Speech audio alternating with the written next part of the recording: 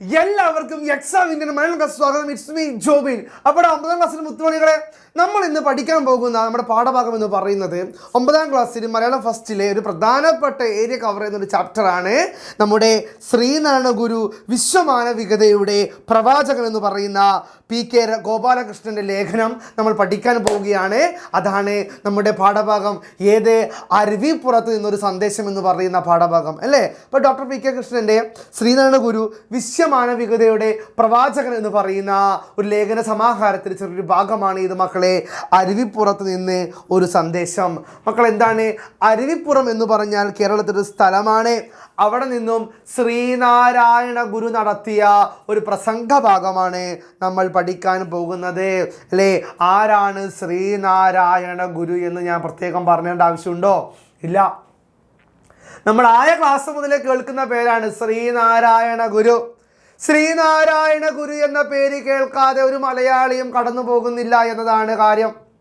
ഒരു ജാതി, ഒരു മതം, ഒരു ദൈവം, മനുഷ്യനെ മതമേതായാലും മനുഷ്യൻ നന്നായാൽ മതി എന്ന് പറഞ്ഞ ശ്രീനാരായണ ഗുരു.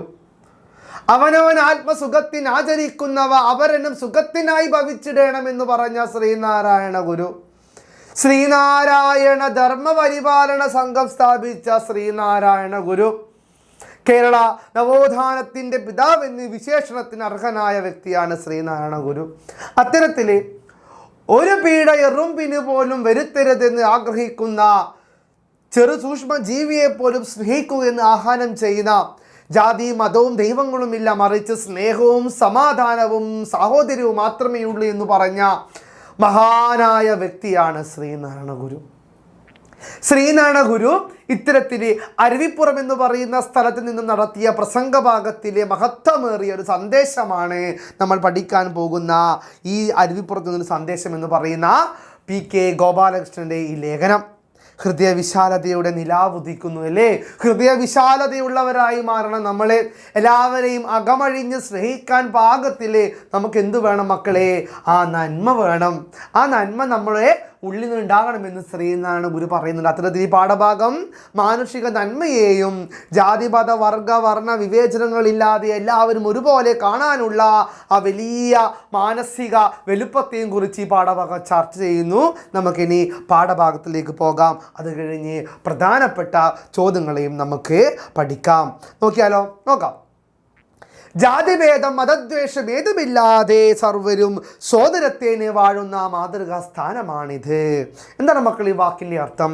ജാതിഭേദം, ജാതിപരമായ വ്യത്യാസമില്ലാതെ, മതദ്വേഷം, മതപരമായ ദേഷ്യങ്ങൾ വാശികളില്ലാതെ, ഏതുമില്ലാതെ സർവരും, ജാതിഭേദം, ജാതിയുടെ മതത്തിൻ്റെ പേരിലുള്ള ദേഷ്യങ്ങളോ വാശികളോ വ്യത്യാസങ്ങളോ ഇല്ലാതെ എല്ലാവരും സർവരും സോദരത്തേന് വാഴുന്ന, സഹോദരരെ പോലെ ജീവിക്കുന്ന മാതൃകാ സ്ഥാനമാണിത്. മാതൃകാപരമായ ഭൂമിയാണ് കേരളം എന്നാര് പറയുന്നു? ശ്രീനാരായണ ഗുരു പറയുന്നു. ഈ പാഠഭാഗത്തിൻ്റെ തുടക്കം ഇങ്ങനെയാണ് ആരംഭിക്കുന്നത്. ശ്രീനാരായണ ഗുരുവിൻ്റെ വരികളാണിവ. ഭാരതീയ നവോത്ഥാനത്തിൻ്റെ ഉദ്ദേശ ലക്ഷ്യങ്ങളടങ്ങിയ മഹാസന്ദേശമായിരുന്നു അത്. അപ്പോൾ ഭാരതീയ നവോത്ഥാനത്തിൻ്റെ ഉദ്ദേശങ്ങളൊക്കെ ഉൾക്കൊള്ളുന്ന സന്ദേശമാണ് ഇത് എന്ന് പറയുന്നത്. കാരണം എന്താണ് മക്കളെ? ജാതിയുടെ പേരിലോ മതത്തിൻ്റെ പേരിലോ നമ്മൾ വേർതിരിവുകൾ ഉണ്ടാകാൻ പാടില്ല. എല്ലാവരും ഒന്നാണ് എന്ന് പറയുന്ന വലിയ ആശയമാണ് ഗുരു ഇതിലൂടെ നമ്മോട് പറയുന്നത്.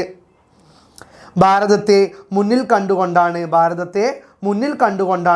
നമ്മൾ മുന്നോട്ടേക്ക് കടന്നു പോകേണ്ടത് എന്ന് ഗുരു പറയുന്നു.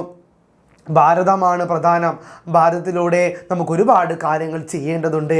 അതിനെന്തു വേണം? ജാതി മതപരമായ സ്പർദ്ധകൾ നമ്മൾ ഒഴിവാക്കണം. ഭാരതത്തെ മുന്നിൽ കണ്ടുകൊണ്ടാണ് ഗുരുദേവൻ ഈ സന്ദേശം നൽകിയതെന്ന് പിൽക്കാലത്ത് ഗുരുദേവനും CV കുഞ്ഞുരാമനും തമ്മിൽ നടന്ന സംഭാഷണത്തിൽ നിന്ന് മനസ്സിലാക്കാം. ഭാരതത്തിലെ എല്ലാവരും സഹോദരന്മാരാണ് അല്ലേ. ഇന്ത്യ എൻ്റെ രാജ്യമാണ്. എല്ലാ ഇന്ത്യക്കാരും എൻ്റെ സഹോദരന്മാരാണ്. ഞാൻ എൻ്റെ രാജ്യം സ്നേഹിക്കുന്നു അല്ലേ എന്ന് പ്രതിജ്ഞ നമ്മൾ സ്കൂൾ മുതലേ ചൊല്ലി പഠിക്കുന്നതാണ്. പക്ഷേ ജാതിയുടെ മതത്തിൻ്റെ പേരിൽ, നിറത്തിൻ്റെ, വർഗത്തിൻ്റെ, വർണ്ണത്തിൻ്റെ പേരിൽ നമ്മൾ മാറ്റി നിർത്തലുകൾ നടത്തിക്കൊണ്ടിരിക്കുകയാണ്. താഴ്ന്ന ജാതിയിൽപ്പെട്ട കുട്ടി പഠിക്കുന്ന ക്ലാസ്സിൽ ഞാൻ പഠിപ്പിക്കാൻ പോകില്ലെന്ന് അധ്യാപകൻ പറയുന്നു. ഇന്ത്യയിലാണ്. താഴ്ന്ന ജാതിയിൽപ്പെട്ട വിദ്യാർത്ഥി തൻ്റെ വാട്ടർ ബോട്ടിൽ നിന്ന് വെള്ളം കുടിച്ച് ഉയർന്ന ജാതിയിൽപ്പെട്ട അധ്യാപകൻ വിദ്യാർത്ഥിയുടെ കൈ തച്ച് പൊട്ടിക്കുന്നു. ഇന്ത്യയിലാണ്. മറ്റു മതസ്ഥർക്ക് തൻ്റെ പെൺകുട്ടിയെ കൊടുത്തയക്കില്ലെന്ന് പറഞ്ഞുകൊണ്ട് പെൺകുട്ടിയെ അടിച്ചു കൊല്ലുന്നു. ദുരഭിമാന കൊല, മാതാപിതാക്കളുള്ള രാജ്യം ഇന്ത്യയിലാണ് അല്ലേ. ഇപ്പം ഇന്ത്യയിലാണ് ഈ ജാതിപരമായ വേർതിരിവുകൾ കൂടുതലായി കാണാൻ സാധിക്കുക. പക്ഷേ ശ്രീനാരായണ ഗുരുവിൻ്റെ ഈ സന്ദേശം എന്താണ്? ജാതി മതവും ഇല്ലാതാക്കണമെന്നാണ്. അത്തരത്തിൽ ആ ഒരു പ്രാധാന്യമാണ് ഈ പാഠഭാഗം ചർച്ച ചെയ്യുന്നത്. ആ സംഭാഷണ ഭാഗം താഴെ ഉദ്ധരിക്കുന്നു. അപ്പോൾ ശ്രീനാരായണ ഗുരുവും CV കുഞ്ഞിരാമനും തമ്മിലുള്ള ഒരു സംഭാഷണ ഭാവം, ആ സംഭാഷണ ഭാഗം ഇവിടെ ഈ വരിയിലൂടെ ഡോക്ടർ PK ഗോപാലകൃഷ്ണൻ നമ്മോട് പറയുകയാണ്. നോക്കാം. സ്വാമി ശ്രീനാരായണ ഗുരു പറയാണ്, ദേശകാലാവസ്ഥകളാൽ നേരിടുന്ന ആവശ്യങ്ങൾ അനുസരിച്ച് ഏതെങ്കിലും ഒന്നിന് മുഖ്യത കൽപ്പിക്കേണ്ടത് ആവശ്യമായി വരും. ഹിംസ കലശലായിരിക്കുന്ന ദേശകാലങ്ങളിൽ അഹിംസാധർമ്മത്തിന് ജഗത് ഗുരുക്കന്മാർ മറ്റു ധർമ്മങ്ങളെക്കാൾ മുഖ്യത കൽപ്പിക്കും. അതായത് എന്താ പറയുന്നത്? ദേശകാലാവസ്ഥകളാൽ നേരിടുന്ന ആവശ്യങ്ങൾ അനുസരിച്ച് ഏതെങ്കിലും ഒന്നിന് മുഖ്യത കൽപ്പിക്കേണ്ടത് ആവശ്യമായി വരും. ഹിംസ കലശലായിരിക്കുന്ന ദേശകാലങ്ങളിൽ അഹിംസാധർമ്മത്തിന് ജഗത് ഗുരുക്കന്മാർ മറ്റു ധർമ്മങ്ങളെക്കാൾ മുഖ്യത കൽപ്പിക്കും. രാജ്യത്ത് സ്നേഹമുണ്ടാകണം, അഹിംസ കടന്നു വരണം, ഹിംസയല്ല അഹിംസ വേണമെന്ന് ഗുരു പറയുന്നു. ബുദ്ധൻ്റെ കാലത്ത് ഹിംസ കലശലായിരുന്നു. നമ്മളെ ബൗദ്ധ ബുദ്ധൻ്റെ കാലത്ത് ഇന്ന് അഹിംസ കൂടുതലായിരുന്നു, ആൾക്കാർ ഉപദ്രവിക്കുക കൂടുതലായിരുന്നു. പക്ഷേ ഗുരുവിൻ്റെ കാലത്താണ് എന്ത് കടന്നു വരുന്നത്? നന്മയുടെ പുതിയ മാതൃഭാവങ്ങൾ കടന്നു വരുന്നതെന്ന് കാണാൻ സാധിക്കും. അതിനാൽ അഹിംസാധർമ്മത്തിന് ബുദ്ധൻ മുഖ്യത കൽപ്പിച്ചു. നബിയുടെ കാലത്ത് അറേബ്യയിൽ സാഹോദര്യത്തിന് മുഖ്യത കൽപ്പിക്കേണ്ടത് ആവശ്യമായിരുന്നിരിക്കാം. അതിനാൽ അദ്ദേഹത്തിൻ്റെ മതത്തിൽ സാഹോദര്യത്തിന് മുഖ്യത കാണുന്നു, അല്ലേ? നബിയുടെ കാലത്ത് എന്തിനാണ് സാഹോദര്യത്തിൻ്റെ പ്രാധാന്യം? ഓരോ കാലത്തും ഓരോന്നുണ്ട്. ബുദ്ധൻ്റെ കാലത്ത് ഹിംസയ്ക്കായിരുന്നു, അക്രമത്തിന് പ്രാധാന്യം ഉണ്ടായിരുന്നു. നബിയുടെ കാലത്ത് സാഹോദര്യത്തിനായിരുന്നു പ്രാധാന്യം. ഇന്ന് ഇന്ത്യയുടെ ആവശ്യം എന്താണ്? എന്നാൽ ഇന്ന് ഇന്ത്യയുടെ ആവശ്യം എന്താണ്? ഇന്ത്യ നന്മയാണോ വേണ്ടത്? തിന്മയാണോ വേണ്ടത്? സാഹോദര്യമാണോ അഹിംസയാണോ വേണ്ടത്? ഇന്ത്യയിൽ അഹിംസയല്ലേ വേണ്ടത്, സഹോദര്യമല്ല വേണ്ടത്. പക്ഷേ ജാതിയുടെയും മതത്തിൻ്റെയും പേരിൽ ഇതൊക്കെ നമുക്ക് നഷ്ടപ്പെട്ടുകൊണ്ടിരിക്കുകയാണ്. ജാതികൾ തമ്മിലും മതങ്ങൾ തമ്മിലും ഉള്ള മത്സരത്തിൽ നിന്ന് മോചനം, അല്ലേ? ഇന്ത്യക്ക് എന്താ വേണ്ടത് മക്കളെ? 2 മാർക്കിൻ്റെ ചോദ്യം ഇതാണ്. എന്താണ് ജാതികൾ തമ്മിലും മതങ്ങൾ തമ്മിലുമുള്ള മത്സരത്തിൽ നിന്ന് മോചനം. ജാതിയും മതവും തമ്മിലുള്ള ആ മത്സരത്തിൽ നിന്ന് മോചനമാണ് നമുക്ക് ഇന്ത്യക്ക് ആവശ്യമെന്ന് ആര് പറയുന്നു? നമ്മുടെ ശ്രീനാരായണ ഗുരു പറയുന്നു. ഇതാണ് ആധുനിക ഭാരതത്തെ പറ്റി ശ്രീനാരായണ ഗുരു നൽകുന്ന വിശകലനം. ആധുനിക ഭാരതത്തെക്കുറിച്ച് ശ്രീനാരായണ ഗുരു പറയുകയാണ് എന്ത് മക്കളെ? ജാതി മതം തമ്മിലുള്ള മത്സരം ഒഴിവാക്കണം എന്ന് പറയുന്നു. ഈ വിശകലനത്തിൽ എത്തിച്ചേർന്നാൽ സ്വാഭാവികമായും നൽകുന്ന സന്ദേശം ജാതിഭേദവും മതദ്വേഷവും ഉപേക്ഷിച്ച് സർവരും സഹോദര്യത്തോടെ ജീവിക്കുക എന്നതായിരിക്കും, അല്ലേ?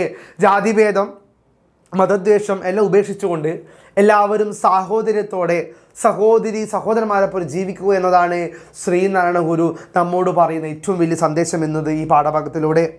ആ ഉപദേശമാണ് 1888 തന്നെ ശ്രീനാരായണ ഗുരു ഭാരതത്തിൻ്റെ തെക്കേ അറ്റത്ത് നിന്ന് ഇന്ത്യക്ക് നൽകിയത്, അല്ലേ? 1888 ശ്രീനാരായണ ഗുരു ഭാരതത്തിൻ്റെ തെക്കേ അറ്റത്ത് നിന്ന് ഇന്ത്യക്ക് നൽകിയത് ഈ സന്ദേശം തന്നെയാണ്. അടുത്ത വർഷം അരുവിപ്പുറത്ത് ശിവരാത്രി ആഘോഷിച്ചപ്പോൾ ഈ സന്ദേശത്തിൻ്റെ പ്രസക്തി വ്യക്തമായി നടരാജഗുരു നൽകുന്ന വിവരണം താഴെ ഉദ്ധരിക്കുന്നു. അപ്പം അടുത്ത വർഷം അരുവിപ്പുറത്ത് നിന്ന് ശ്രീനാരായണ ഗുരു പറഞ്ഞ സന്ദേശം എന്താണ് എന്ന് നടരാജഗുരു വിവരിക്കുന്നതായിട്ടാണ് അടുത്ത വരികൾ നമ്മളോട് പറയുന്നത്. നോക്കാം നമുക്ക് എന്താണ് അരുവിപ്പുറത്തെ ശ്രീനാരായണ ഗുരു സന്ദേശം എന്നത്. ഗുരുവിൻ്റെ സന്യാസ ജീവിതത്തിൻ്റെ ആസ്ഥാനമായ ആ വിജന സ്ഥലത്ത് ചെറുപ്പക്കാരും വൃദ്ധരും കുട്ടികളും ഉൾപ്പെടെ വലിയൊരു ജനക്കൂട്ടം വന്നു ചേർന്നു. ഇപ്പം എന്താണ് മക്കളെ? ശ്രീനാരായണ ഗുരു സംസാരിക്കാൻ പോവുകയാണ്. ആ പ്രസംഗവേദിയിലേക്ക് ശ്രീനാരായണ ഗുരു സംസാരിക്കാൻ പോവുകയാണ്. ആ പ്രസംഗവേദിക്ക് ചുറ്റും ആൾക്കാരും കുട്ടികളും വയസ്സായവരും ചെറുപ്പക്കാരും സ്ത്രീകളും പുരുഷന്മാരും എല്ലാവരും ഇരിക്കുന്നുണ്ട്. ആരുടെ പ്രസംഗം കേൾക്കാൻ വേണ്ടി? ശ്രീനാരായണ ഗുരുവിൻ്റെ പ്രസംഗം കേൾക്കാൻ വേണ്ടി അരുവിപ്പുറത്ത് കുറച്ച് ആൾക്കാർ തടിച്ചുകൂടി നിൽക്കുന്നു. ആ സ്ഥലത്തിന് ഒരു പട്ടണത്തിൻ്റെ പ്രതീതി, പട്ടണം പോലെയായിരുന്ന സ്ഥലം, ഒരുപാട് ആൾക്കാരുണ്ട്. ജനക്കൂട്ടത്തിൽ നിന്ന് അല്പം മാറി അകന്ന് ഗുരു ഇരുന്നു. അപ്പം ജനക്കൂട്ടത്തിൽ നിന്ന് ഗുരു കുറച്ച് മാറി ഇരിക്കുകയാണ് പ്രസംഗിക്കാൻ വേണ്ടി. ഓക്കെ, അവിടെ നടക്കുന്ന കാര്യങ്ങളെപ്പറ്റി ആളുകളുമായി സംസാരിച്ച് മനസ്സിലാക്കി. അവിടെ എന്തോ അസ്വാഭാവികമായി എന്തോ നടക്കുന്നുണ്ട്, അത് ഗുരുവിന് മനസ്സിലായി. അതെന്താണെന്ന് ഗുരു അവിടെ കൂടിയിരിക്കുന്ന ആൾക്കാരോട് ചോദിച്ച് മനസ്സിലാക്കി. എന്തോ ഒന്ന് നാട്ടിലുണ്ട്, അതെന്താണ് ആ പ്രശ്നം എന്ന് ഗുരുവിന് മനസ്സിലായിട്ടില്ല. ഗുരു അതെന്താണെന്ന് നാട്ടുകാരോട് ചോദിച്ച് മനസ്സിലാക്കി. ആന എഴുന്നള്ളിപ്പിൻ്റെയും വെടിക്കെട്ടിൻ്റെയും അർത്ഥശൂന്യതയെപ്പറ്റി അദ്ദേഹം പറഞ്ഞു. അപ്പോൾ ഗുരു പറയാണ് ആന എഴുന്നള്ളിപ്പ് വെടിക്കെട്ട് ഇത് രണ്ടും തെറ്റാണെന്നാണ് ഗുരു പറയുന്നത്. സത്യമാണല്ലേ? എട്ടും പൊട്ടും തിരിയാത്ത വന്യജീവി ആനയെ പൂരത്തിന് എഴുന്നള്ളിക്കും. ആന അടഞ്ഞ് എത്ര ആൾക്കാർ മരിച്ചിട്ടുണ്ട്. അതൊരു വന്യജീവിയാണ്. അത് സാധുമൃഗം ഉപദ്രവിക്കാൻ പാടുണ്ടോ? ഇല്ല. അത് കാറ്റിൽ വളരട്ടെ. വെടിക്കെട്ട് അത് അപകടം. എത്ര പേര് വെടിക്കെട്ട് മരിച്ചു പോയിട്ടുണ്ട്. അപ്പോൾ ആന എഴുന്നള്ളിപ്പിന് വെടിക്കെട്ടിന് എതിരായിരുന്നു ശ്രീനാരായണ ഗുരു. അത് പാടില്ലെന്ന് ശ്രീനാരായണ ഗുരു പറയുന്നത്. പക്ഷേ ഇപ്പോഴും മനുഷ്യന്മാർക്ക് അത് മനസ്സിലാവുന്നില്ല. വെടിക്കെട്ടും ആന എഴുന്നള്ളിപ്പും ഇപ്പോഴും ഭയങ്കര സംഭവമായിട്ട് നമ്മൾ കൊണ്ടാടുന്നുണ്ട്. അതൊക്കെ വലിയ അപകടമാണെന്ന തിരിച്ചറിവ് ശ്രീനാരായണ ഗുരു പണ്ടേ പറഞ്ഞതായിട്ട് ഈ പാഠഭാഗം നമ്മോട് പറയുന്നുണ്ട്. ഗുരു പ്രസംഗം ചെയ്തില്ല, ഗുരു പ്രസംഗം പറഞ്ഞില്ല. ഗുരുവിന് എന്തോ അവിടെ വിഷമുണ്ടായ കാര്യം സംഭവിച്ചിട്ടുണ്ട്. ഗുരു പ്രസംഗം നടത്തിയതുകൊണ്ട്. പക്ഷേ ചുണ്ടുകൾ കൈമാറി ഗുരുവിൻ്റെ അഭിപ്രായത്തിൽ വേഗത്തിൽ എല്ലാവരും അറിഞ്ഞു. ഗുരു അവിടെ പ്രസംഗം ചെയ്തില്ല. അതെന്താണ് കാരണം എന്ന് ആൾക്കാർക്ക് മനസ്സിലായി പെട്ടെന്ന് എന്താണെന്ന്. ഒരു വിധി പ്രസ്താവിക്കാതെ തന്നെ ഗുരുവിൻ്റെ നിർദ്ദേശം ജനങ്ങൾ നടപ്പിലാക്കി. സ്വന്തം അന്തരാത്മാവിൻ്റെ ശബ്ദത്തോട് പ്രതികരിക്കുന്നത് പോലെ. അർദ്ധരാത്രി ആയപ്പോൾ ഗുരു പുറത്തു വന്നു. ഒരു യോഗം ചേരുന്നുണ്ട്. ഗുരു അന്ന് പ്രസംഗം നടത്തിയില്ല. കുറേ കഴിഞ്ഞപ്പോൾ രാത്രിയായപ്പോൾ ഗുരു പുറത്തേക്ക് വന്ന് ആൾക്കാരെ നോക്കിയിരിക്കാൻ തുടങ്ങി. അധ്യക്ഷൻ ഗുരു തന്നെ. ഗുരുവാണ് അധ്യക്ഷൻ. ഗുരു എന്തൊക്കെ പറയാൻ തുടങ്ങുകയാണ്. എന്താ ഗുരു പറഞ്ഞിട്ടുണ്ടാവുക? ജനക്കൂട്ടത്തിൻ്റെ തലവനായി അവിടെ ഇരുന്നപ്പോൾ അദ്ദേഹത്തിൻ്റെ മുഖം ആശങ്കാകുലമായി. ജനക്കൂട്ടത്തിൻ്റെ തലവനായി ശ്രീനാരായണ ഗുരു അവിടെ ഇരിക്കുകയാണ്. അപ്പം അദ്ദേഹത്തിൻ്റെ മുഖത്ത് എന്തൊക്കെയോ ആശങ്കകൾ കാണാൻ സാധിക്കുന്നുണ്ട്. വെയിൽ കൊണ്ട് കരിവാളിച്ച ദേഹപ്രകൃതിയോട് കൂടിയ ഒരു കൂട്ടം സ്ത്രീകളും കുട്ടികളും മറ്റുള്ളവരിൽ നിന്ന് മാറിയകന്ന് ഇരുന്നിരുന്നു. ഇപ്പോൾ ഒരു കൂട്ടം സ്ത്രീകളും കുട്ടികളും മറ്റുള്ളവരിൽ നിന്ന് മാറിയകന്നിരിക്കുകയാണ്. എന്താണ് മക്കളെ? വെയിൽ കൊണ്ട് കരിവാളിച്ച ദേഹപ്രകൃതിയോട് കൂടിയ ഒരു കൂട്ടം സ്ത്രീകളും കുട്ടികളും മറ്റുള്ളവരിൽ നിന്ന് മാറിയകന്ന് ഇരുന്നിരുന്നു. ആ പ്രസംഗവേദിയിൽ സ്ത്രീകളും കുട്ടികളും അവിടുന്ന് മാറിയിരിക്കുകയാണ്. ആ പ്രസംഗത്തിൽ കുറച്ച് സ്ത്രീകളും കുട്ടികളും അവിടുന്ന് മാറിയിരിക്കുന്നു. കുറച്ച് ആൾക്കാർ മുമ്പിലിരിക്കുകയാണ്, ഉയർന്ന ജാതിക്കാർ. ഈ മാറി നിൽക്കുന്ന ആൾക്കാർ ആരൊക്കെയാണ്? താഴ്ന്ന ജാതിയിൽപ്പെട്ടവർ. അവർ മാറിയിരിക്കുകയാണ്. അവർ പാവപ്പെട്ട കർഷക തൊഴിലാളികളായിരുന്നു. അല്ലേ? പാവപ്പെട്ട കർഷക തൊഴിലാളികളായിരുന്നു. മക്കൾ ഇമ്പോർട്ടൻറ്റ് പോയിന്റ് ആട്ടോ. ഇപ്പോൾ പ്രസംഗിക്കാൻ പോകുമ്പോൾ ഗുരു ഒരു കാഴ്ച കാണുകയാണ്. ആൾക്കാരുടെ കൂട്ടത്തിൽ ഉയർന്ന ജാതിക്കാരൊക്കെ മുമ്പിലിരിക്കുകയാണ്. ഈ കർഷക തൊഴിലാളികളും കറുത്തവരും വേർപ്പറ്റിയവരും അധ്വാനിക്കുന്നവർ താഴ്ന്ന ജാതിയിൽപ്പെട്ടവർ മാറിയിരിക്കുകയാണ്. കർഷക തൊഴിലാളികളും സ്ത്രീകളും കുട്ടികളും.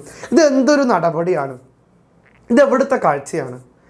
മനുഷ്യനെ തന്നെ കറുപ്പിൻ്റെയും നിറത്തിൻ്റെയും പേരിൽ മാറ്റി നിർത്തിയിരിക്കുകയാണ്, കുലത്തിൻ്റെ പേരിൽ. അല്ലേ? ഇതിനെയാണ് ഗുരു ചോദ്യം ചെയ്യുന്നത്. ജാതിഭേദം മതദ്വേഷം ഏതുമില്ലാതെ സർവരും സോദരത്തേനെ വാഴുന്ന മാതൃകാ സ്ഥാനമാണിത്. ഇവിടെയാണ് ഈ മനുഷ്യനെ വേർതിരിക്കുന്നത്. അത് ഗുരുവിന് സങ്കടം ഉണ്ടാക്കി, പ്രയാസം ഉണ്ടാക്കി. പകൽ മുഴുവൻ പണിയെടുത്ത് ഉത്സവാന്തരീക്ഷത്തിൽ ആശ്വാസം കണ്ടെത്തുവാൻ വന്നവർ. അല്ലേ? പകൽ മുഴുവനും പണിയെടുത്ത് ഈ ഉത്സവ അന്തരീക്ഷത്തിലെ ശ്രീനാരായണ ഗുരുവിൻ്റെ വാക്കുകൾ കേൾക്കാൻ വന്ന കർഷക തൊഴിലാളികളെ അങ്ങ് ദൂരെ മാറ്റി പാർപ്പിച്ചിരിക്കുന്നു. ഈ പാവപ്പെട്ട തൊഴിലാളികളും അവരുടെ പൂർവികന്മാരും യുഗങ്ങളായി പണക്കാർക്ക് വേണ്ടി പണിയെടുക്കുന്നവരാണ്. എന്താണ് മക്കളെ പറയുന്നത്? ഈ പാവപ്പെട്ട തൊഴിലാളികളും അവരുടെ പൂർവികർ, അവരുടെ തലമുറയിൽപ്പെട്ടവരും യുഗങ്ങളായി, കാലങ്ങളായി, വർഷങ്ങളായി പണക്കാർക്ക് വേണ്ടി പണിയെടുക്കുന്നവരാണ്. ഈ പണക്കാർക്ക് വേണ്ടി, മുതലാളിമാർക്ക് വേണ്ടി പണിയെടുക്കുന്നവരാണ് ഈ സ്ത്രീകളും കുട്ടികളും. അവരുടെ ജീവിതത്തിലാണ് അവരെ മാറ്റി നിർത്തുന്നത് ഈ കാര്യം ചെയ്യുന്നത്. ഓക്കെ, ആ പണക്കാർ അവരുടെ നന്മയെ കൊയ്തെടുക്കുകയും ചെയ്തു. പണക്കാരെ അവരുടെ നന്മയെ കൊയ്തെടുക്കുകയും ചെയ്തു എന്ന് പറയുന്നു. കാലങ്ങളായി ഈ പാവപ്പെട്ടവരെ ഉപദ്രവിക്കുകയാണ് ചെയ്യുന്നതെന്നാണ് ഇവിടെ പറയുന്നത്. ജാതിയുടെ അടിസ്ഥാനത്തിൽ പറയുകയാണെങ്കിൽ യുഗങ്ങളായി അവർ മറ്റുള്ളവരിൽ നിന്ന് അകറ്റി നിർത്തപ്പെട്ടവരും യാതന അനുഭവിക്കുന്നവരുമാണ്. ഈ താഴ്ന്ന ജാതിയിൽപ്പെട്ടവർ ജാതിയുടെ അടിസ്ഥാനത്തിൽ യുഗങ്ങളായി മറ്റുള്ളവരിൽ നിന്ന് അകറ്റി നിർത്തപ്പെട്ടവരും വേദന അനുഭവിക്കുന്നവരുമാണ്. അപ്പോൾ ജാതി മത വർഗ വർണ്ണ വിവേചനം ഇവിടെ നടപ്പിലാകുന്നു. അല്ലെങ്കിൽ ഈ പാഠഭാഗം പറയാണ് ശ്രീനാരായണ ഗുരു സംസാരിക്കാൻ പോകുമ്പോൾ അവിടെ ഒരു കൂട്ടം ആൾക്കാർ മാറ്റി നിർത്തുകയാണ്. അവരാരാണ്? കർഷക തൊഴിലാളികളാണ്. അവരെ പണക്കാർ മാറ്റി നിർത്തുന്നു. താഴ്ന്ന ജാതിയിൽപ്പെട്ടവർ ഉയർന്ന ജാതിയിൽപ്പെട്ടവർ മാറ്റി നിർത്തുകയാണ് ചെയ്യുന്നത്. ഇതാണ് ഇവിടെ വ്യക്തമായി പറയുന്നത്. ഗുരുവിൻ്റെ സൂക്ഷ്മദൃഷ്ടികൾ ഈ വേർതിരിഞ്ഞ് ഇരിക്കുന്ന ഗ്രൂപ്പിൻ്റെ നേരെ തിരിഞ്ഞു. ഗുരുവിൻ്റെ സൂക്ഷ്മദൃഷ്ടികൾ ഈ വേർതിരിഞ്ഞിരിക്കുന്ന ഗ്രൂപ്പിൻ്റെ നേരെ, അതായത് ഈ കർഷക തൊഴിലാളികൾക്ക് നേരെ തിരിയാൻ തുടങ്ങി. ഗുരു അവരോട് സംസാരിക്കാൻ തുടങ്ങിയാണ്. പ്രാസംഗികരോട് അല്പനേരത്തേക്ക് പ്രസംഗം നിർത്തുവാൻ അദ്ദേഹം പറഞ്ഞു. പ്രസംഗിക്കുന്നവരോട് പ്രസംഗം നിർത്താൻ ശ്രീനാരായണ ഗുരു പറഞ്ഞു. ഇവരെ വേർതിരിച്ചിരുത്തണമോ എന്ന് ഗുരു ജനക്കൂടത്ത് ചോദിച്ചു. ഗുരു ചോദിക്കുകയാണ്, എന്തിനാണ് ഇവരെ, ഈ കർഷക തൊഴിലാളികളെ വേർതിരിച്ച് നിർത്തിയതെന്ന് ഗുരു ആൾക്കാരോട് ചോദിക്കാൻ തുടങ്ങി. ഇവരെ വേർതിരിച്ചിരുത്തണമോ എന്ന് ഗുരു ജനക്കൂടത്ത് ചോദിച്ചു. എന്തുകൊണ്ട് അവരും അടുത്തിരുന്ന്, വലിയൊരു ചോദ്യം മക്കളെ, എന്താണ്? എന്തുകൊണ്ട് അവരും അടുത്തിരുന്ന് അവരും മറ്റുള്ളവരും സമന്മാരാണെന്ന് തോന്നൽ ഉണ്ടാക്കിക്കൂടാ? എന്താണ്? എല്ലാവരും സമന്മാരാണ്, എല്ലാവരും ഒന്നാണ് എന്ന തോന്നൽ എന്തുകൊണ്ടാണ് ഉണ്ടാക്കാത്തത് എന്ന് ഗുരു ചോദിക്കുകയാണ്. ആരോട്? ആ കൂടി നിന്ന ആൾക്കാരോട്. അവരിൽ നിന്ന് 2 കുട്ടികളെ ഗുരു അടുത്തേക്ക് വിളിച്ചു. ആ കൂട്ടത്തിൽ നിന്ന് 2 കുട്ടികളെ ഗുരു അടുത്തേക്ക് വിളിക്കുകയാണ്. എന്നിട്ട് എന്താ പറഞ്ഞത്? ആ കർഷക തൊഴിലാളികളായ, ആ കറുപ്പ് നിറമുള്ള താഴ്ന്ന ജാതിയിൽപ്പെട്ട വർഗ്ഗ തൊഴിലാളികളായ അവരിൽ നിന്ന് 2 കുട്ടികളെ ഗുരു അവരടുത്തേക്ക് വിളിച്ചു വരുത്തി. ഗുരുവിൻ്റെ 2 സൈഡും ആ കുട്ടികളെ, ആ കർഷക തൊഴിലാളികളായ 2 കുട്ടികളെയും ഗുരു 2 സൈഡിൽ ചേർത്ത് പിടിച്ചു. എന്നിട്ട് പറയാണ്, ദയാപൂർവമായ ചില ചോദ്യങ്ങൾക്ക് ശേഷം അവരെ ഗുരുവിൻ്റെ 2 വശത്തുമായി ഇരുത്തി. ആ കുട്ടികളെ ഗുരുവിൻ്റെ 2 വശത്തുമായി ആരിരുത്തി? ഗുരു ഇരുത്തി. എന്നിട്ട് പറയാണ്, മറ്റുള്ളവരെ പോലെ ഇവരും ദൈവത്തിൻ്റെ മക്കളാണ്. എന്താ വരിടാ! ഇതാണ് നവോത്ഥാനം, ഇതാണ് മാറ്റം, പരിവർത്തനം എന്ന് പറയുന്നത്. എന്താ? മറ്റുള്ളവരെ പോലെ ഇവരും ദൈവത്തിൻ്റെ മക്കളാണെന്ന് ശ്രീനാരായണ ഗുരു പറയുകയാണ്. സമൂഹത്തോട് ശ്രീനാരായണ ഗുരു വിളിച്ചു പറയുകയാണ്, മറ്റുള്ളവരെ പോലെ ഇവരും ദൈവത്തിൻ്റെ മക്കളാണ്. ഗുരു പറഞ്ഞു. ഗുരുവിൻ്റെ കണ്ണുകളിൽ നിന്ന് കണ്ണുനീർ ധാരധാരയായി ഒഴുകി. യുഗങ്ങളായി പാലിച്ചു വന്ന ആചാരത്തിൽ നിന്നുള്ള വ്യതിയാനത്തിൻ്റെ നിശബ്ദ സന്ദേശം ജനഹൃദയങ്ങളിൽ ആഞ്ഞു പതിച്ചു. ഗുരു പറയാണ്, ഈ മക്കൾ വേർതിരിവില്ലാത്തവരാണ്. ചെറിയവരെന്നോ വലിയവരെന്നോ വ്യത്യാസം ഇവർക്കിടയിലില്ല. അതുകൊണ്ട് തന്നെ ഇവരെ ഉപേക്ഷിക്കരുത്, ഇവരും ദൈവത്തിൻ്റെ മക്കളാണെന്ന് ഗുരു അവിടെ കൂടി നിന്ന് എല്ലാവരോടുമായി, താഴ്ന്ന ജാതിയിൽപ്പെട്ടവരോടും ഉയർന്ന ജാതിയിൽപ്പെട്ടവരോടും ഗുരു പറയുകയാണ്. ഇതുകൊണ്ടും അവസാനിച്ചില്ല. ഗുരു പറയാണ്, യോഗാവസാനത്തിൽ തൻ്റെ മഠത്തിൻ്റെ ചുമരിൽ മേൽ കുറിച്ചിട്ട വരികളിൽ അവിടെ കൂടിയിരുന്ന ഒരാളെ കൊണ്ട് ഉറക്കെ വായിപ്പിച്ചു. അവസാനം ഗുരു ആ ചുമരിലെ എന്തോ എഴുതി വെച്ചു. അത് അവിടെ കൂടിയിരുന്ന ആളോട് ഗുരു വായിക്കാൻ പറഞ്ഞു. എന്താ എഴുതി വെച്ചത്? ഭാരതത്തിൻ്റെ ഐക്യത്തിനും മനുഷ്യ സാഹോദര്യത്തിനും ഗുരു നൽകിയ നിരുപമ സുന്ദരമായ ആ സന്ദേശത്തിൻ്റെ നിശബ്ദമായ അലകൾ ജനങ്ങളെ പുതിയ ഒരു ലോകത്തിലേക്ക് ഉയർത്തി. ഗുരു അവിടെ കൂടുന്ന ആൾക്കാർക്ക് സന്ദേശം കൊടുക്കുകയാണ്. എന്താണ് ആ സന്ദേശം എന്ന് നമുക്ക് പറയാം. എന്താണ് ആ സന്ദേശത്തിൻ്റെ അലകൾ? കേരളത്തിൻ്റെ മാറ്റത്തിൻ്റെ ചലനങ്ങൾ ഇന്നും വീശിക്കൊണ്ടിരിക്കുന്നു. അതാണ് ആ വരികൾ. ജാതിഭേദ മതദ്വേഷമേതുമില്ലാത്ത സർവരും സോദരത്തേനെ വാഴുന്ന മാതൃകാ സ്ഥാനമാണിത്. അതാണ് ഗുരു പോകുമ്പോൾ ചുമരിൽ എഴുതി വെച്ചത്. അത് ആൾക്കാരോട് ഗുരു വായിക്കാൻ പറഞ്ഞു. ആൾക്കാരത് വായിച്ചു. കേരളത്തിൻ്റെ മാറ്റത്തിൻ്റെ ചലനങ്ങളാണ് ഈ വരികളെന്ന് പറയുന്നത്. ഇന്നും വീശിക്കൊണ്ടിരിക്കുന്നു. ഈ അലകൾ ഇന്ത്യയുടെ ഇതര ഭാഗങ്ങളിലേക്ക് പ്രവേശിക്കുന്ന ഒരു യുഗത്തിലാണ് നാം ജീവിക്കുന്നത്. ഈ അലകൾ ഇന്ത്യയുടെ ഇതര ഭാഗങ്ങളിലേക്ക് പ്രവേശിക്കുന്ന ഒരു യുഗത്തിലാണ് നാം ജീവിക്കുന്നത്. അപ്പോൾ രാജ്യത്ത് എന്താണ്? രാജ്യം ജാതിയുടെയും മതത്തിൻ്റെയും വർഗത്തിൻ്റെയും വർണ്ണത്തിൻ്റെയും പേരിൽ ജനങ്ങളെ മാറ്റി നിർത്തുമ്പോൾ വലിയൊരു സന്ദേശമാണ് ഈ പാഠഭാഗം നമുക്ക് തരുന്നത്. എന്താണ്? ജാതിഭേദം മതദ്വേഷമേതുമില്ലാതെ സർവരും സോദരത്തേനെ വാഴുന്ന മാതൃകാസ്ഥാനമാണിതെന്ന് ഗുരു ഈ വരികളിലൂടെ നമ്മോട് പറയുകയാണ്. അതുകൊണ്ടാണ് ശ്രീനാരായണ ഗുരു വിശ്വമാനവികതയുടെ പ്രവാചകൻ എന്ന് പറയുന്ന ഈ ലേഖനത്തിൽ പി കെ ഗോപാലകൃഷ്ണൻ അറിവിപ്പുറത്ത് സന്ദേശം എന്ന പാഠഭാഗം നിങ്ങൾക്ക് പഠിക്കാനായി തന്നത്. അതുകൊണ്ട് തന്നെ ശ്രീനാരായണ ഗുരുവിൻ്റെ ആ ഒരു വചനമില്ലടാ, എന്താണ്? ജാതി മതവും ഇല്ല, എല്ലാവരും ഒന്നാണ് എന്ന വലിയ ചിന്ത ഈ പാഠഭാഗത്തിലൂടെ നിങ്ങൾക്ക് തരികയാണ്. ഏതിലൂടെ? അറിവിപ്പുറത്ത് സന്ദേശം എന്ന് പറയുന്ന ഗുരുവിൻ്റെ സന്ദേശത്തിലൂടെ. സെറ്റിലെ മക്കളെ, നമുക്കിതിലെ പ്രധാനപ്പെട്ട ചോദ്യങ്ങളൊന്ന് പെട്ടെന്ന് പഠിച്ചു പോകാം. ഇവരെ വേർതിരിച്ചിരുത്തണമോ എന്ന് ഗുരു ജനക്കൂട്ടത്തോട് ചോദിച്ചു.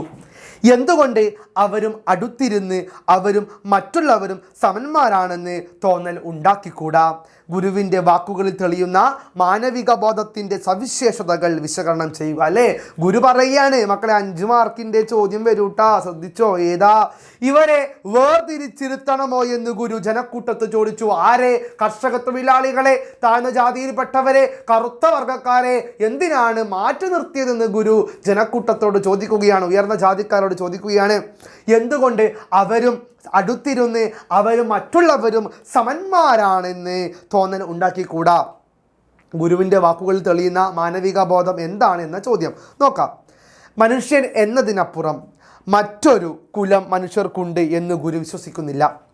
ജാതീയമായും മതപരമായും സാമ്പത്തികമായും സാമൂഹികമായും വേർതിരിവുകൾ മനുഷ്യർക്കിടയിൽ ഉണ്ടാകേണ്ട ആവശ്യമില്ല. അല്ലേ, മനുഷ്യൻ എന്നതിനപ്പുറം മറ്റൊരു കുലുമില്ല. മനുഷ്യനൊന്നേ ഉള്ളൂ. അവിടെ നായരെന്ന്, അമ്പ്യാരെന്ന്, ക്രിസ്ത്യാനെന്ന്, മുസ്ലിം എന്ന്, ഹിന്ദു എന്നൊന്നുമില്ല. ഒറ്റ മനുഷ്യൻ, സ്ത്രീയും പുരുഷനും, വേറൊന്നുമില്ല. അല്ലടാ, നിങ്ങളെ കൊത്തിയാലും ചോര, എങ്ങളെ കൊത്തിയാലും ചോര. നിന്നെ കൊത്തിയാലും നിനക്ക് വരുന്ന ചോരയാണ്, അല്ലാണ്ട് മറ്റേ ഈ ഓറഞ്ച് ജ്യൂസാണ് വരുക, മുന്തിരി ജ്യൂസാണ് വരുക, അല്ല, ചോരയാണ്. പക്ഷേ മനുഷ്യന്മാർക്കിടയിൽ ആ ചിന്തയില്ല. എല്ലാവരും ജാതിപരമായി മതപരമായി ഭാഗികമായി വേർപെട്ട് കഴിയുന്നത് തെറ്റാണെന്ന് ഗുരു പറയുകയാണ്. മനുഷ്യൻ എന്നതിനപ്പുറം മറ്റൊരു കുലം മനുഷ്യർക്കുണ്ട് എന്ന് ഗുരു വിശ്വസിക്കുന്നില്ല. ജാതീയമായും മതപരമായും സാമ്പത്തികമായും സാമൂഹികമായും വേർതിരിവുകൾ മനുഷ്യർക്കിടയിൽ ഉണ്ടാകേണ്ട ആവശ്യമില്ല എന്ന് ഗുരു പറയുന്നു. ഒരു വേർതിരിവ് വേണ്ട ആവശ്യമില്ല. അതേ ആശയത്തിന് വേണ്ടി പ്രവർത്തിക്കുകയും ചെയ്തു. ഒരായുസ് മുഴുവൻ പണക്കാർക്ക് വേണ്ടി അവരുടെ ആരോഗ്യവും മനസ്സിൻ്റെ നന്മയും കൊയ്തെടുത്തവർക്ക് നേരെ ഉള്ള വിവേചനം സഹിക്കാവുന്നതിലും അപ്പുറമാണ് എന്ന് ഗുരു പറയുന്നു. വിവേചനം സഹിക്കാവുന്നതിലും അപ്പുറമാണെന്ന് ഗുരു പറയുകയാണ്. എല്ലാവരിലും വെളിവാകുന്ന ചൈതന്യം ഒന്ന് തന്നെയാണ്. എല്ലാവരിലും ഒരേ ചൈതന്യമാണ് വെളിവാകുന്നത്. അത് ഈശ്വര നന്മയാണെന്ന് ഗുരു പറയുകയാണ്. പരമകാരുണികനായ പരമാത്മാവിൻ്റെ അത് എന്നിലും നിന്നിലും പ്രകാശിക്കുന്നു എന്ന് ഗുരു വെളിവാക്കുകയായിരുന്നു. ഈ വാക്കുകളിലൂടെ മഹത്തായ മാനവിക ദർശനങ്ങളുടെ പൊരുൾ ഇതിലേറെ മനോഹരമായി എങ്ങനെയാണ് വ്യാഖ്യാനിക്കുക? അല്ല മക്കളെ, ഗുരു പറയുകയാണ്, പരമകാരുണികനായ പരമാത്മാവിൻ്റെ ദൈവത്തിൻ്റെ ചൈതന്യം എല്ലാവരിലുമുണ്ട്. അത് പാവപ്പെട്ടവനെന്നോ പണക്കാരനെന്നോ വെളുത്തവനെന്നോ കറുത്തവനെന്നോ വ്യത്യാസമില്ല. ഇതറിയാത്ത മനുഷ്യരാണ് ജാതിയുടെയും മതത്തിൻ്റെയും പേരിൽ യുദ്ധങ്ങൾ ചെയ്ത് കലുഷിതമായ അന്തരീക്ഷം സൃഷ്ടിക്കുന്നതെന്ന് ഗുരു പറയുന്നത്. അടുത്തൊരു ചോദ്യം, ജാതിഭേദം മതദ്വേഷം ഏതുമില്ലാതെ സർവരും സോദരത്തേനെ വാഴുന്ന മാതൃകാ സ്ഥാനമാണിത്. ശ്രീധര ഗുരുവിൻ്റെ വാക്കുകളാണ്. എല്ലാവരും നമ്മൾ മനുഷ്യന്മാരല്ലാതെ മാടും മരവുമല്ല. വല്ലായ്മ പോക്കുക, ശാസ്ത്രീയമാം ജാതി ചൊല്ലാം, മനുഷ്യത്വം യോഗ പെണ്ണെ, ഒരു നല്ല ജാതി അത് ജ്ഞാനപ്പെണ്ണെ. ജാതിക്കുമ്മി പണ്ഡിറ്റ് കറുപ്പൻ്റെ കവിതയാണ്. മുകളിൽ നൽകിയ വരികളിലെ ആശയം തലം താരതമ്യം ചെയ്ത് കുറിപ്പ് തയ്യാറാക്കും. മക്കളെ, താരതമ്യക്കുറിപ്പ് തയ്യാറാക്ക ചോദ്യം വരും 5 മാർക്കിന്. ഓക്കെ, ഇപ്പം എന്താണ്? പണ്ഡിറ്റ് കറുപ്പൻ്റെ ജാതിക്കുമ്മിയും ശ്രീനാരായണ ഗുരുവിൻ്റെ വരികളും താരതമ്യം ചെയ്ത് എന്താണ് ഇതിലെ വരികളുടെ ആശയം എന്നത്, താരതമ്യം എന്നത് എന്താണ് കണ്ടെത്തണമെന്ന് ചോദ്യം നോക്കാം നമുക്ക്. ശ്രീനാരായണ ഗുരുവും ശ്രീ പണ്ഡിറ്റ് KP കറുപ്പനുമൊക്കെ ലക്ഷ്യം വെച്ച ആശയം ഒന്ന് തന്നെയാണ്. ഇവരുടെ ലക്ഷ്യം വെച്ച ആശയം എന്താണ്? ഒന്ന് തന്നെയാണ്. എന്താണ്? മതേതരമായ രാജ്യത്തിന് വേണ്ടിയുള്ള മുന്നേറ്റമായിരുന്നു ഇവരുടെ ലക്ഷ്യം. മതേതരമായ രാജ്യം, എല്ലാവരും ഒന്നിച്ചായിട്ടുള്ള രാജ്യം. ക്രിസ്ത്യാനി, ഹിന്ദു, മുസൽമാനും സിഖുകാരും പാഴ്സക്കാരും ജൈനന്മാരും ബുദ്ധമതക്കാരും എല്ലാവരും ഒന്നായിട്ടുള്ള രാജ്യമാണ് ആരെ? പണ്ഡിറ്റ് കറുപ്പനും ശ്രീനാരായണ ഗുരുവും ലക്ഷ്യം കണ്ട ഭാരതം എന്ന് പറയുന്നത്. മതേതരമായ ഭാരതം. തിരിച്ചറിവില്ലാത്ത ജനതയിലേക്ക് സ്വന്തം ജന്മം പാപമല്ല എന്നും തങ്ങളുടെ കുലം അവഗണനയും പീഡനവും അനുഭവിക്കേണ്ടവരല്ല എന്ന തിരിച്ചറിവ് നൽകുകയായിരുന്നു ഇരുവരും. അല്ലേ, തങ്ങളുടെ കുലം അവഗണന അനുഭവിക്കേണ്ടവരല്ല എന്ന തിരിച്ചറിവ് ഈ പാഠഭാഗം തരുന്നുണ്ട്, ഈ വാക്യങ്ങൾ തരുന്നുണ്ട്. നാരായണ ഗുരുവാകട്ടെ മനുഷ്യകുലത്തിന് മുഴുവനായും ഉദ്ബോധനം നൽകുകയാണ്. ശ്രീനാരായണ ഗുരു മനുഷ്യകുലത്തിന് മുഴുവനായും ഉദ്ബോധനം നൽകുന്നു, ബോധനം നൽകുന്നുണ്ട്. മനുഷ്യൻ വേർതിരിവല്ല എന്ന തിരിച്ചറിവ് നൽകുകയും, മനുഷ്യൻ വേർതിരിക്കുന്നുണ്ടോ? ഇല്ല, വേർതിരിക്കാൻ പാടില്ല എന്നാണ് ഗുരു പറയുന്നത്. പിന്നെയോ എല്ലാ മനുഷ്യരിലും ഉൾക്കൊള്ളുന്ന ചൈതന്യം ഒന്ന് തന്നെയാണെന്ന തിരിച്ചറിവും നൽകുകയായിരുന്നു ഗുരു. എല്ലാ മനുഷ്യരിലും ഉൾക്കൊള്ളുന്ന ചൈതന്യം ഒന്ന് തന്നെയാണെന്ന തിരിച്ചറിവ് നൽകുകയാണ് ശ്രീനാരായണ ഗുരു ഈ പാഠഭാഗത്തിലൂടെ.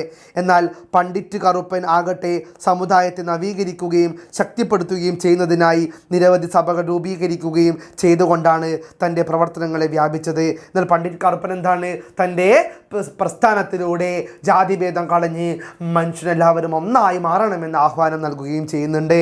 കുമ്മിയടിയുടെ താളത്തിലുള്ള വരികളാണ് ജാതിക്കുമ്മി. കുമ്മിയടിക്കാട്ടിലൂടെ ജാതി ചിന്തകളെ വിമർശിക്കുകയാണ് KP കറുപ്പൻ. മനുഷ്യന് ശാസ്ത്രീയമായി ഒരു പേര് മാത്രമാണ് ഉള്ളത്, അത് മനുഷ്യൻ എന്നാണ്. മനുഷ്യൻ ഒറ്റ പേരേ ഉള്ളൂ, അതെന്താണ്? മനുഷ്യൻ എന്നാണ്. വേറെ എല്ലാ പേരുകളും മനുഷ്യൻ നൽകുന്ന പേരുകളാ. മനുഷ്യൻ എന്ന ഒറ്റ വർഗ്ഗം മാത്രമേ ഭൂമിയിലുള്ളൂ എന്നാണ് പണ്ഡിറ്റ് കറുപ്പനും ശ്രീനാരായണ ഗുരുവും പറയുന്നത്. അതാണ് ഇന്നത്തെ കാലത്തെ മനുഷ്യർക്ക് മനസ്സിലാക്കുന്നത്. ജാതിയുടെ പേരിൽ, മതത്തിൻ്റെ പേരിൽ യുദ്ധങ്ങൾ ചെയ്യുകയാണ്. പലസ്തീൻ ഇസ്രായേൽ യുദ്ധങ്ങൾ, ഇറാഖ് അഫ്ഗാനിസ്ഥാൻ യുദ്ധങ്ങൾ, ഇന്ത്യ പാകിസ്ഥാൻ യുദ്ധങ്ങൾ, ഇതൊക്കെ നമ്മളെ ചൈന ടിബറ്റൻ യുദ്ധങ്ങൾ, റഷ്യൻ യുദ്ധങ്ങൾ, വ്യോമയാക്രമണങ്ങൾ, ഇതൊക്കെ തന്നെ ജാതിയുടെ മതത്തിൻ്റെ പേരിലാണ് മക്കളെ. അതുകൊണ്ട് തന്നെ ജാതിയില്ല, മതമില്ല, മനുഷ്യനാണ് പ്രധാനമെന്ന് ശ്രീനാരായണ ഗുരു പറയുകയാണ്. അതെൻ്റെ മക്കള് പഠിച്ചു വെച്ച് പോകണം കേട്ടോ. മനസ്സിൽ പച്ച കുത്തിപ്പോണ്ട വാക്കുകളാണ് ഇതൊക്കെ. മനുഷ്യന് ശാസ്ത്രീയമായി ഒരു പേര് മാത്രമാണ് ഉള്ളത്, അത് മനുഷ്യനെന്നാണ്. അത് ചൊല്ലിയാണ് മനുഷ്യനെ തിരിച്ചറിയേണ്ടത് എന്നും ജാതിയുടെ പേരിലല്ല എന്നും പണ്ഡിറ്റ് കറുപ്പൻ പറയുന്നു. ജാതിയുടെ പേരിലല്ല, മനുഷ്യത്വത്തിൻ്റെയും മനുഷ്യൻ്റെയും പേരിലാണ് മനുഷ്യനെ തിരിച്ചറിയേണ്ടതെന്നാണ് ജാതിക്കുമ്മിയിലൂടെ പണ്ഡിറ്റ് കറുപ്പൻ പറയുന്നത്. അടുത്ത വരി, അവനവൻ ആത്മസുഖത്തിനാചരിക്കുന്നവ അപരന് സുഖത്തിനായി വരേണം. ആത്മോപദേശ ശതകം ശ്രീനാരായണ ഗുരുവിൻ്റെ ഒരു ഭാഗമാണ്, കാവ്യഭാഗമാണ്. ആശയവും പരിഗണിച്ച് ഗുരുദർശനങ്ങളുടെ സാർവകാലിക പ്രസക്തി എന്ന വിഷയത്തിൽ ഉപന്യാസം തയ്യാറാക്കും മക്കളെ. ഉപന്യാസം നമ്മൾ പ്രതീക്ഷിച്ച ചോദ്യം വന്നു കേട്ടോ. ഈ പാഠഭാഗത്തിൽ 7 മാർക്കിൻ്റെ ചോദ്യം വരാം. ഉപന്യാസം എന്താണ് ചോദ്യം?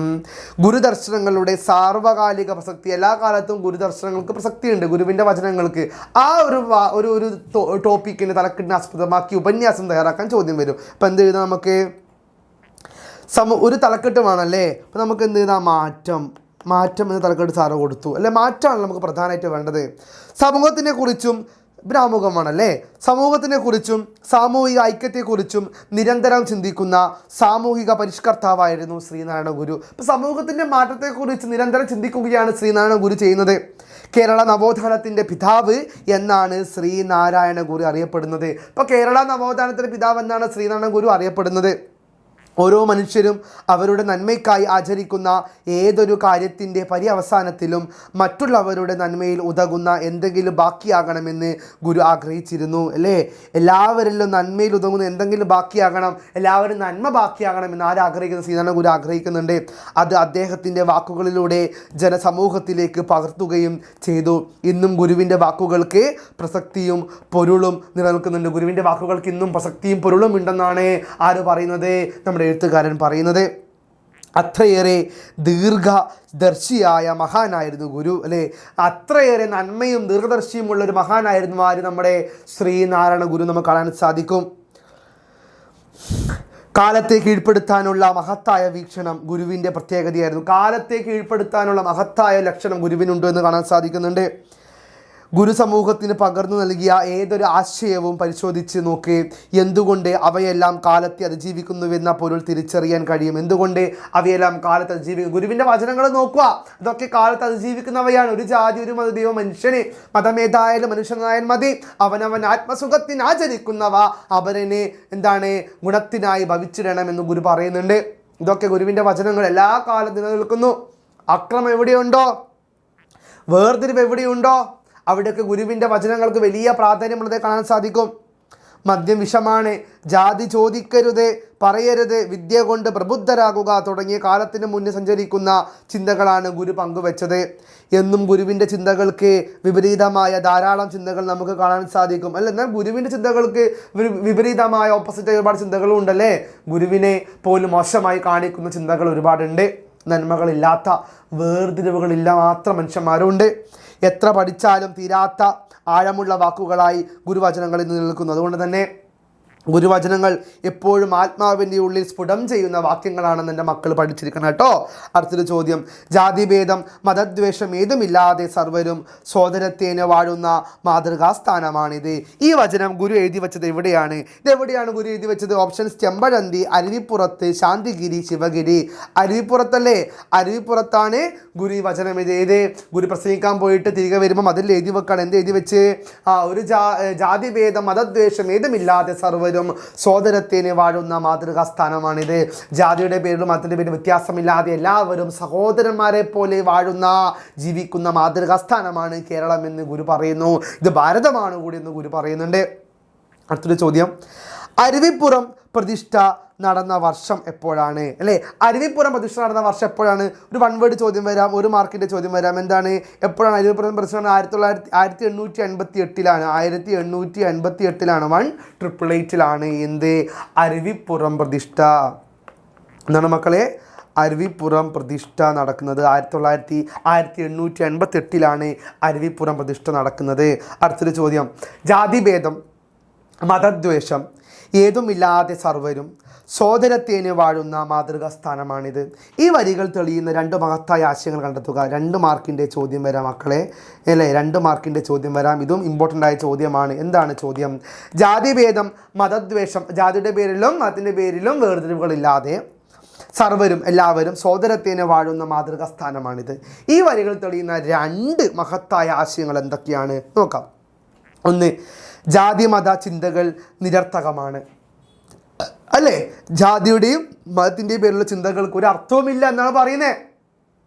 ജാതിയുടെ പേരിൽ മതത്തിൻ്റെ പേരിലുണ്ടാകുന്ന തീവ്രവാദങ്ങൾ, ആക്രമണങ്ങൾ, ഇതിനൊന്നും ഒരു അർത്ഥവുമില്ല എന്ന് പറയുന്നു. പിന്നെയോ, ലോക ജീവിതത്തിൽ സാഹോദര്യമാണ് മുഖ്യം. സാഹോദര്യമാണ് മുഖ്യമെന്ന് പറയുന്നു. അതാണ് കറക്റ്റ്. സാഹോദര്യമാണ്. നിൻ്റെ കൂടെയുള്ള ആളെ നിൻ്റെ സഹോദരനോ സഹോദരിയാണെന്ന് നീ ചിന്തിച്ചാൽ തീരാവുന്ന പ്രശ്നം ഈ ലോകത്തുള്ളൂ. പക്ഷേ സഹോദരനെയും സഹോദരിയും പോലും ആക്രമിക്കുന്ന കലിയുഗത്തിലാണ് നമ്മൾ ജീവിക്കുന്നതെന്ന കാര്യങ്ങൾ മറക്കരുത്. അപ്പോൾ ഈ ഒരു ഗുരുവിൻ്റെ വാക്യങ്ങൾ 2 വാക്യങ്ങളായി സംഗ്രഹിച്ചത് ഇങ്ങനെയാണ്: ജാതി മത ചിന്തകൾ നിരർത്ഥകമാണ്, ലോക ജീവിതത്തിൽ സാഹോദര്യമാണ് മുഖ്യമെന്ന് കാണാൻ സാധിക്കും. അടുത്തൊരു ചോദ്യം, മഠത്തിൻ്റെ ചുമരിൽ കുറിച്ചിട്ട വരികൾ അവിടെ കൂടിയിരുന്ന ഒരാളെ കൊണ്ട് ഗുരു ഉറക്കെ വായിപ്പിച്ചതിൻ്റെ സൂചന എന്താകാം? അല്ലേ, 2 മാർക്കിൻ്റെ ചോദ്യം വരാം. എന്താണ്? ആ മഠത്തിൻ്റെ ചുവരിൽ, ആ മതിലിൽ ഗുരു എഴുതി വെച്ച വരികളില്ലേ, ജാതിഭേദ മതദ്വേഷം ഏതുമില്ലാതെ സർവരും സോദരത്തേനെ വാഴുന്ന മാതൃകാസ്ഥാനമാണിതെന്ന്. അതെന്തുകൊണ്ടാണ് ഗുരു അവിടെ കൂടിയിരുന്ന ആളുകളെ കൊണ്ട് വായിപ്പിച്ചത്? എന്തിനാണ് ഗുരു വായിപ്പിച്ചത്? അതെന്നാ ചോദ്യം. എന്താണ്? ഗുരു ചുമരിൽ എഴുതിയ വചനത്തിൻ്റെ ആശയം ഉൾക്കൊള്ളുവാൻ തന്നോടൊപ്പം ചേരുന്നവർക്ക് പോലും കഴിയുന്നില്ലല്ലോ എന്നതിലുണ്ടായ ദുഃഖം. അല്ലേ, ഗുരുവിന് ദുഃഖമുണ്ട്. ഗുരു വലിയ ആശയം സംസാരിക്കാനാണ് വന്നേ. ജാതി മതം ഒന്നുമില്ല, എല്ലാവരും ഒന്നാണെന്ന വലിയ ആശയം സംസാരിക്കാൻ വേണ്ടിയാണ് ഗുരു അവിടെ വന്നത്. പക്ഷേ ഗുരുവിന് സങ്കടം വരികയാണ്. കാരണം എന്താണ്? ഇത് സംസാരിക്കേണ്ട, ഇത് കേൾക്കേണ്ട ആളുകൾക്കിടയിൽ പോലും എന്തുണ്ട്? ഈ ജാതിപരമായ വ്യത്യാസങ്ങളുണ്ട്. ആ വ്യത്യാസങ്ങൾ എത്ര ഭീകരമാണെന്ന് ഗുരു പറയുകയാണ്. ആ ഭീകരതയാണ് ഇവിടെ വ്യക്തമായിട്ട് ഗുരു കാണിക്കുക. അതുകൊണ്ടാണ് ആ ഒരു മനസ്സിലുള്ള, ആ കൂടിയിരുന്ന വ്യക്തികളുടെ മനസ്സിലുള്ള ആ ഒരു ചിന്ത മാറാൻ വേണ്ടിയാണ് ഗുരു ആ കൂടുന്ന ആളിൽ നിന്നും ആ കാര്യം വായിപ്പിച്ചെന്ന് കാണാൻ സാധിക്കും. പിന്നെന്താണ്? ഈ സന്ദേശം മുഴുവൻ ആളുകളും ഉറക്കെ വായിച്ചു കേൾക്കണമെന്നും പ്രയോഗിക്കണമെന്നുമുള്ള സന്ദേശം. അല്ലേ, ഈ കാര്യം ആ കൂടിയിരുന്ന ആൾക്കാരെല്ലാവരും വായിക്കണം, അവരറിയണം. അങ്ങനെ സന്ദേശം എല്ലാവരുടെ ഹൃദയത്തിലേക്ക് എത്തണമെങ്കിൽ അവിടെ കൂടിയിരുന്ന ആളെ ആരെങ്കിലും വിളിച്ച് വായിപ്പിക്കണമെന്ന് ഗുരുവിന് ഉറപ്പായിരുന്നു. അതുകൊണ്ടാണ് ഗുരു അവിടെ കൂടിയിരുന്ന ആളിനെ കൊണ്ട് ഇത് വായിപ്പിച്ചത്. ഏത് മക്കളെ മറന്നു പോകരുത്, ജാതിഭേദ മതദ്വേഷം ഏതുമില്ലാതെ സർവരും സോദരത്തേനെ വാഴുന്ന മാതൃകാസ്ഥാനമാണിത്. ഇത് പഠിച്ചുകൊണ്ടേ പോവുക. ഇതാണ് ഈ പാഠത്തിൻ്റെ പ്രധാന പോയിന്റ്. അപ്പോൾ അവിടെ കൂടിയിരുന്ന ആൾക്കാരെ കൊണ്ട് സംസാരിപ്പിക്കുകയാണെങ്കിൽ മാത്രമേ അവരുടെ ഹൃദയത്തിലെ ഈ വേർതിരിവുകൾ മാറ്റി അവരുടെ ഉള്ളിൽ സ്നേഹം, നന്മ, കരുണ എന്നിവ വരാൻ സാധിക്കൂ എന്ന് ഗുരു മനസ്സിലാക്കിയിരുന്നു. അതുകൊണ്ട് തന്നെ പ്രിയപ്പെട്ട മക്കളെ, ഈ ഒരു പാഠഭാഗം നിങ്ങളോട് പറയുന്നത് ഇത്ര മാത്രമാണ്. ഏത് ഗുരു എന്ന് പറയുന്ന വ്യക്തി, ശ്രീനാരായണ ഗുരു എന്ന് പറയുന്ന വ്യക്തി അരുവിപ്പുറം എന്ന് പറയുന്ന സ്ഥലത്ത് നടത്തിയത് പ്രസംഗ ഭാഗമാണ്. അവിടെ ജാതിയും മതവും ഒന്നുമില്ല, എല്ലാവരും ഒന്നാണെന്ന് ഗുരു എല്ലാവരോടും വിളിച്ചു പറയുകയാണ്. ഒരു കൂട്ടം കർഷക തൊഴിലാളികൾ മാറി നിൽക്കുന്നു. ജാതിയുടെ നിറത്തിൻ്റെ പേരിൽ ഉയർന്നവർ മുമ്പിൽ നിൽക്കുന്നു. ഇപ്പോൾ ഈ കർഷക തൊഴിലാളി എന്ന് 2 കുട്ടികളെ വിളിച്ചുകൊണ്ട് ഗുരു പറയാണ് ഇവർ ദൈവത്തിൻ്റെ മക്കളാണ്, ഇവരെ മാറ്റി നിർത്താൻ പാടില്ല എന്ന്. അങ്ങനെ ഗുരു പോകാൻ നേരം ജാതിഭേദം മതദ്വേഷഭേദമില്ലാതെ സർവരും സോദരത്തേനെ വാഴുന്ന മാതൃകാ സ്ഥാനമാണ് ഇതെന്ന് ഗുരു എഴുതി വെക്കുന്നു. അത് പോകുന്ന നേരം ഒരാളെ കൊണ്ട് വായിപ്പിക്കുന്നു. അങ്ങനെ ആ കൂടിയിരുന്ന ജനങ്ങൾക്കിടയിലുള്ള ആ ഒരു ജാതിപരമായ ചിന്ത മാറ്റുകയാണ് ഗുരുവിൻ്റെ ഈ വാക്കുകൾ. അത്തരത്തിൽ ജാതിയുടെ മതത്തിൻ്റെ പേരിൽ അസഹിഷ്ണുതകൾ, ആക്രമണം നടക്കുന്ന കാലഘട്ടത്തിൽ വളരെയേറെ ചിന്താവിഷയമായ സമകാലിക പ്രസക്തമായ വരികളാണ് ഗുരുവിൻ്റെ ഈ വാക്കുകൾ, ഈ ലേഖനം എന്ന് ഓർമ്മിച്ചുകൊണ്ട് എല്ലാവരും നല്ലപോലെ ലേഖനം വായിക്കുക, നല്ല മാർക്ക് സ്കോർ ചെയ്യുക. ഒരുപാട് ചോദ്യങ്ങൾ പ്രതീക്ഷിക്കാവുന്ന പാഠകം കൂടിയാണ്. ഇപ്പം നമുക്ക് ലൈവിനും കാണാമെന്ന് പറഞ്ഞു. It's me Jobin from examiner. By.